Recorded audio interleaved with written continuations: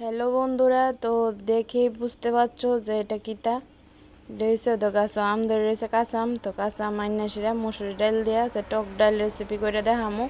যা গরম পড়ছে, গরমের দুপুরে সবারই মানে টক খাওয়ানোর ইচ্ছা করে, আর টক ডালটা খাওয়াও ভালো। তেল লেগে ওই দাও চুলার মধ্যে জল বয়াই দিছি, জলটা গরম হয়ে গেছে। কারণ সরষের তেল ডালের মধ্যে মাইখা জল দিয়া দিমু, কারণ সরষের তেলটা মাইখা দিলে ডালটা তাড়াতাড়ি সিদ্ধ হয়ে যায়। এটা একটা টিপস বলতে পারো। তো ওই তো ডালটা দিয়া দিতেছি। তো আমার ডাল দেওয়া কমপ্লিট হয়ে গেছে গা। তখন দিয়া দিম ওদের লবণ। তো লবণ দিয়ে কিছুক্ষণ সিদ্ধ করার পর ওই দেহ দিয়া দিলাম কতলা কাঁচা লঙ্কা চিরা। এরপরে দিয়া দিলাম হলুদ। তো হলুদটা পরিমাণ মতোই দিবা। তারপরে তো ডালটা আমার একবারে সিদ্ধ হয়ে গেছে গা। এখন দিয়া দিম হয়েছে ওই দেখো আম।